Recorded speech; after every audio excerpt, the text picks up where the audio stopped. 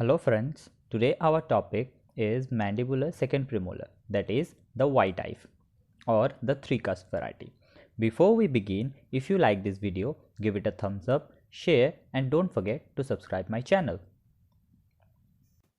Before we curve any tooth, we must know its dimension, chronology and anatomy properly. The first and foremost thing, we have to draw the midline, then we are going to mark the dimensions accordingly.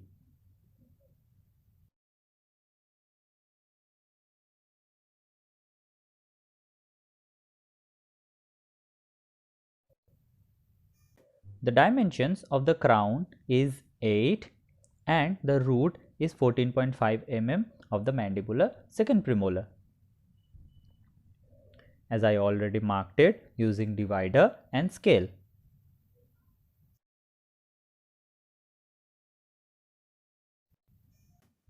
After that, we are going to draw a trapezium. For that, we are going to take the mesiodistal dimensions.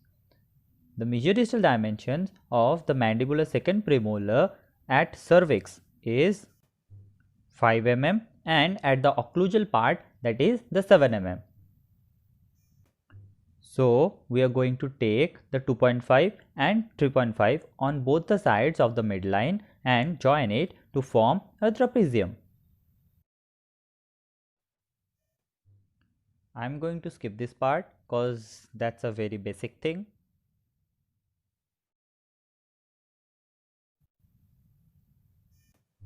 After that, we are going to make slopes on the mesial and the distal surface for the mesial and the distal contact area.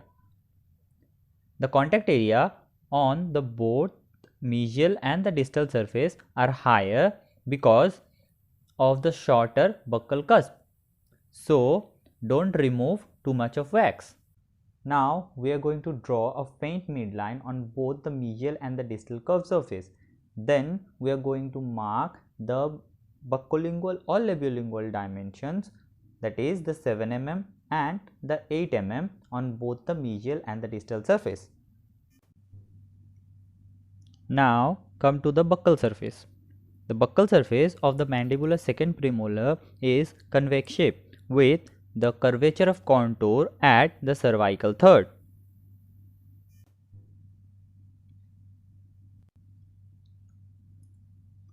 And the lingual surface, which is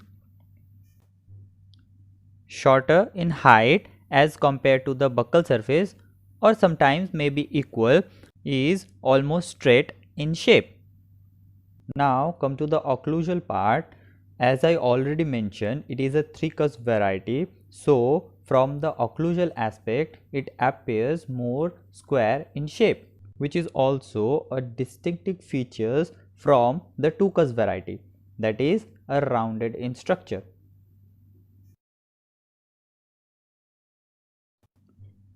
As it is the three cusp variety, so हमें lingual surface पे और the lingual side पे एक bifurcation midline से एक bifurcation draw करना है जो mesiolingual and distolingual दोनों cusp पे divide करेगा.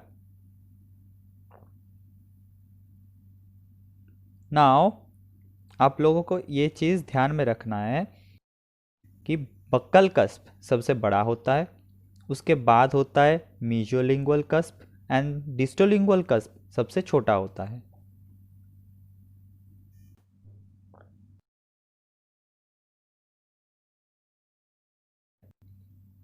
जैसे कि आप लोगों को क्लियरली विजिबल हो रहा है, मैं जो बाइफर्केशन लाइन ड्रॉ किया है वो मिडिल पे नहीं है, वो थोड़ा डिस्टल की तरफ शिफ्टेड है ताकि मेसियोलिंगुअल जो कस्प है वो थोड़ा बड़ा बन सके. जैसे कि आप लोग दो कस्प बनाते थे, यहाँ पे भी वैसे ही बस 3 कस्प बनाना है. एंड यहाँ पे आप लोगों को कुछ कुछ ट्रिक फॉलो करना है जो वहाँ पे भी फॉलो करते थे. That is if we are carving on the left side, so the cutting surface of the carver should always be on the right side. For an example आप लोगों को यहाँ पे दिख रहा होगा, मैं डिस्टोबक्कल कस्प ब्रिज को छोड़ के 45 डिग्री एंगल पे सेंट्रल डेवलपमेंटल ग्रूव की तरफ एक स्ट्रोक लगाया है. एंड सिमिलरली लिंगुअल सरफेस के लिए भी सेम ट्रिक अप्लाई किया है। जैसे कि मैंने बोला था कि कार्वर के राउंडेड सरफेस और द कटिंग एज हमेशा राइट साइड पे होगा जब भी हम लोग लेफ्ट साइड कार्व करेंगे, वरना जो हमारा डिस्टल मार्जिनल रिज है और मीजियल मार्जिनल कोई भी मार्जिनल रिज होगा तो वो अच्छे से नहीं बन पाएगा। जैसे कि आप लोग देख पा रहे हो ये कुछ ऐसा दिखेगा।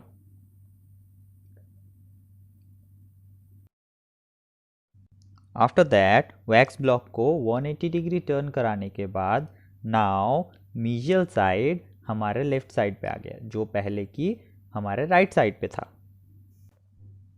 यहाँ पे भी मैं मीजियोबक्कल कस्प ब्रिज को छोड़ के 45 डिग्री एंगल पे सेंट्रल डेवलपमेंटल ग्रूव की तरफ एक स्ट्रोक लगाया है एंड मीजियोलिंगुअल कस्प के लिए भी सेम ट्रिक फॉलो किया है। ये तो हमने बेसिक जो टू कस्प वैरायटी के लिए करते थे वो किया। अब हमें अच्छे से समझना है एंड ये चीज़ को कार्विंग करने के टाइम पे अप्लाई भी करना है। हमने बक्कल सरफेस का और बक्कल कस्प का मीजियल एंड डिस्टल दोनों साइड ही कार्व कर लिया है। जैसे कि मैंने बोला था कि तीनों कस्प अलग अलग है ये सोच के कार्विंग करना, तो लिंगुअल सरफेस में हमें 4 कस्प कार्व करना है जिसमें से हमारा सिर्फ 2 कस्प कार्व हुआ है। दैट इज डिस्टोलिंगुअल का डिस्टल सरफेस जो हमने पहले किया था जो हमारा लेफ्ट साइड पे था, एंड देन 180 डिग्री टर्न कराने के बाद अब मीजियोलिंगुअल का मीजियल सरफेस हमने कर्व किया है। सो इसके बाद हम लोगों को मीजियोलिंगुअल का डिस्टल सरफेस एंड डिस्टोलिंगुअल का मीजियल सरफेस ये 2 कर्व करना है जो कि वो बाइफर्केशन लाइन के पास है।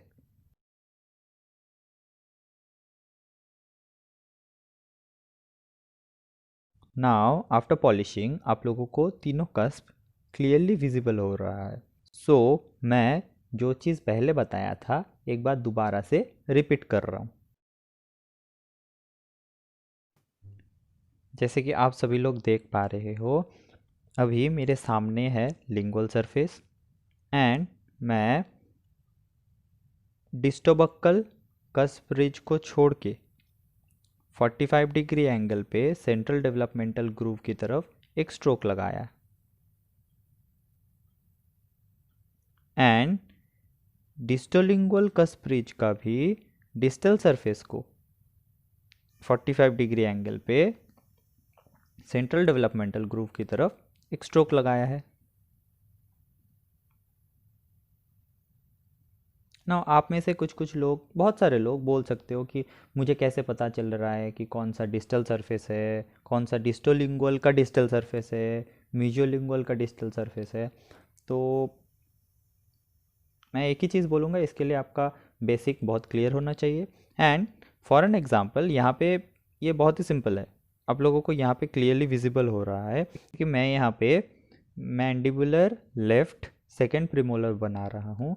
सो मेरा डिस्टोलिंगुअल जो कस्प है वो लेफ्ट साइड पे आया है लिंगुअल सरफेस के रेस्पेक्ट में जब हम देखेंगे, एंड मीजियोलिंगुअल राइट साइड पे होगा जो थोड़ा बड़ा है, आप लोगों को क्लियरली विजिबल हो रहा है। अभी अगर आप लोग ये 3 कस्प वैरायटी अच्छे से समझ जाएंगे तो मोलर बनाने के टाइम पे आप लोगों का बहुत आसानी हो जाएगा।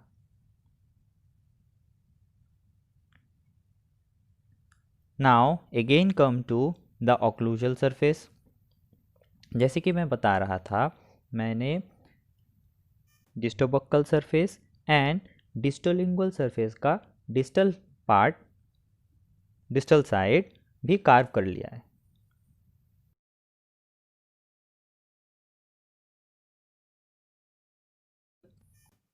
यहाँ पे एक चीज़ ध्यान से देखिए, जो मीजियोलिंगुअल सरफेस का डिस्टल पार्ट है वो भी अभी हमारे लेफ्ट साइड पे है।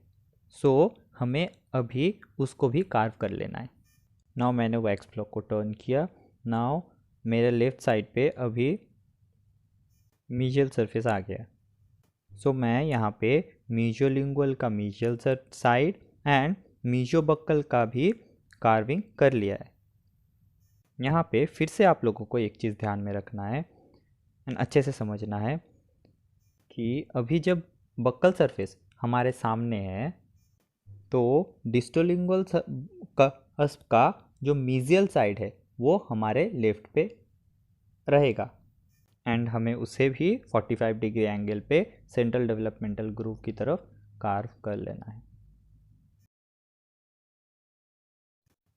Now come to the root part, as it is a single rooted tooth just like the anterior tooth, so मैंने यहाँ पे ये वाले पार्ट को नहीं दिखाया। बस आप लोग कुछ कुछ चीज़ यहाँ पे ध्यान रखना जो मैं पहले भी बता चुका हूँ एंड यहाँ पे भी रिपीट कर रहा हूँ मैं कि आप कौन से साइड के टूथ बना रहे हो एंड रूट की पेरीफेरी क्राउन की पेरीफेरी से कभी एक्सीड नहीं करेगा एंड फिनिशिंग एंड पॉलिशिंग करने के बाद कभी भी सर्वाइकल लाइन मार्क करना नहीं भूलना। That's it for today guys. I hope you like this video. If you like this video, press the like button, and if you have something to say, please comment me, and last but not the least, please subscribe my channel. Thanks for watching.